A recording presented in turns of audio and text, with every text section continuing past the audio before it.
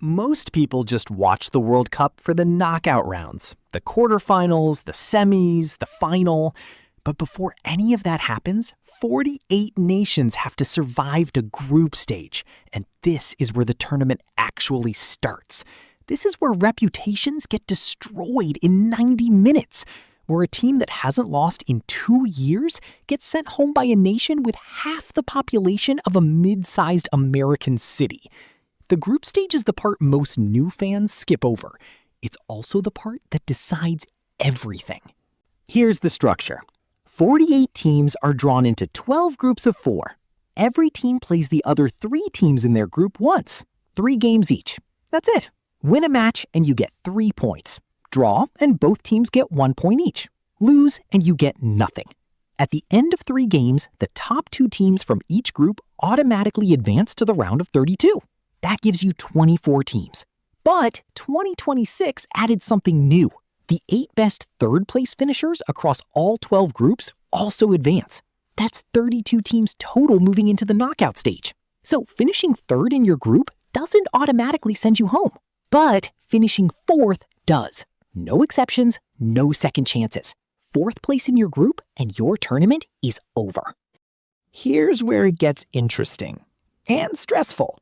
3 teams cannot all finish on the same points without someone going home. But what happens when 2 or 3 teams end the group stage level on points? FIFA doesn't just flip a coin. They go through a tiebreaker list in order. First, goal difference, the gap between how many goals you've scored and how many you've conceded. A team that wins 4-0 is in a much better position than a team that wins 1-0, even though both got 3 points. If that's still level, it goes to total goals scored. Then head-to-head results between the tied teams. Then disciplinary record, yellow and red cards. And if all of that is somehow identical, it goes to a draw. This is why you'll see teams in the final group game chasing goals they don't strictly need for the win. Every goal could be the difference between advancing and going home.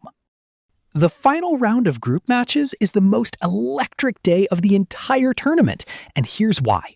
All 4 teams in each group play their final match simultaneously. Both games kick off at exactly the same time. This is completely intentional. It stops teams from knowing exactly what result they need before their match kicks off. In 1982, West Germany and Austria played their final group game knowing that a West Germany win by exactly 1 goal would send both teams through at the expense of Algeria. They played out a 1-0 result and both advanced. It was so obviously corrupt that FIFA changed the rules immediately. Now, both matches happen at the same time in different stadiums with no team able to manipulate their result based on what's happening elsewhere. The last day of the group stage is 90 minutes of pure, simultaneous, uncontrollable football. Multiple games going on at once, standings shifting in real time, teams doing math on the touchline.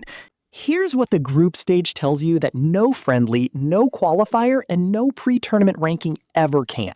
How a team handles pressure with something real at stake. How a squad responds when a key player gets injured in Game 1. Whether a manager can make adjustments between matches when the whole world is watching. The group stage is 3 games in roughly 10 days. There's almost no recovery time, no room for slow starts, and no margin for tactical stubbornness. Teams that arrive at the World Cup with one plan and no backup get exposed here before the knockout rounds even begin. The group stage doesn't just filter out the weakest teams, it exposes the ones that weren't ready, no matter what their ranking said. By the time the round of 32 starts, you don't just know who's through, you know who's actually dangerous.